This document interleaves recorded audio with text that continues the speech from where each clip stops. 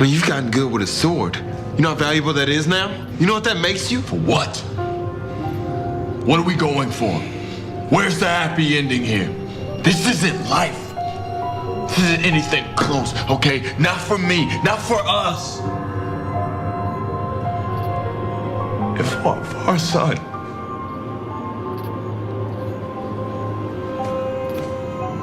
What's the answer here?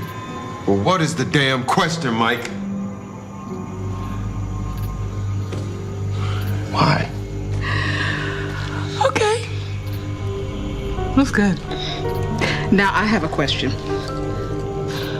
Who's gonna open the wine?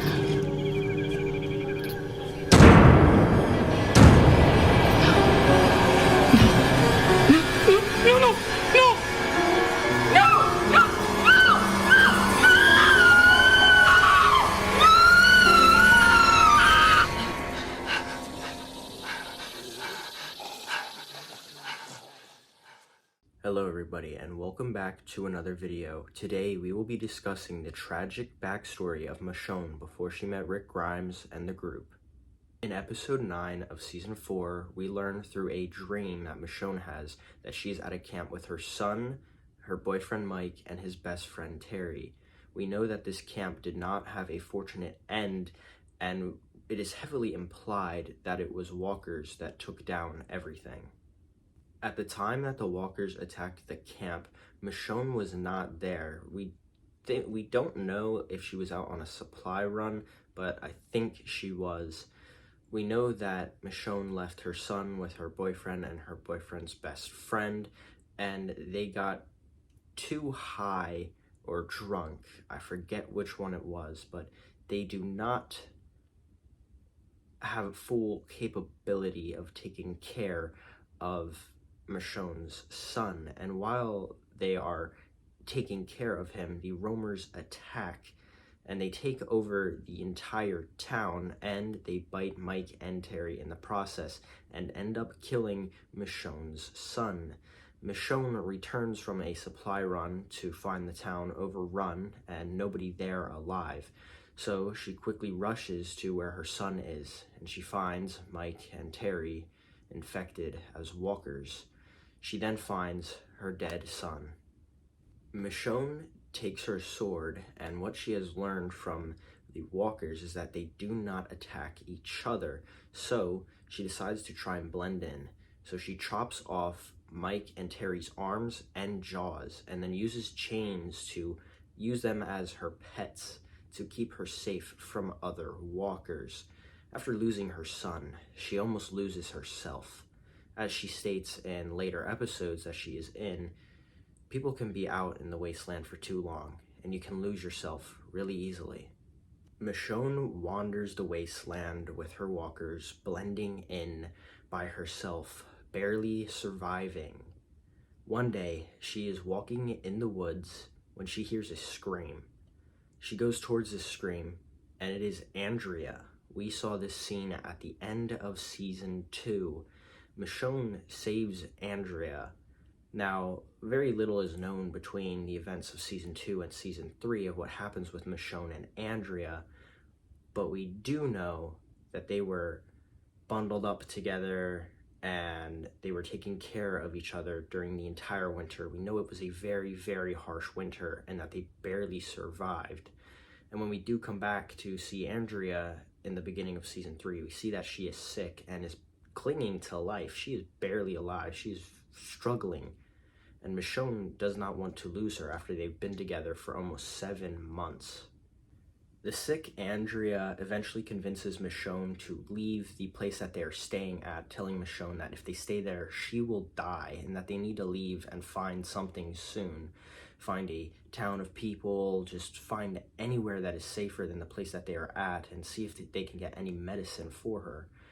But while they're out on the road, they see something in the sky, a helicopter, a crashing helicopter. It crashes into the woods and they decide to follow it, see if there are any survivors.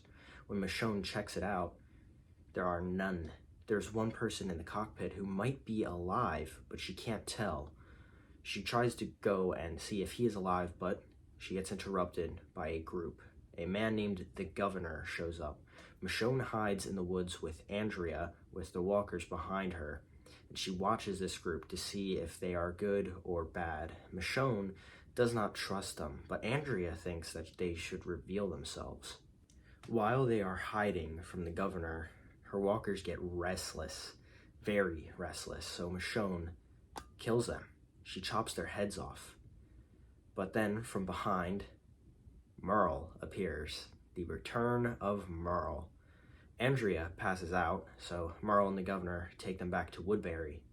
Now, Andrea and Michonne don't really trust this place, but Andrea comes around to it quickly while Michonne does not.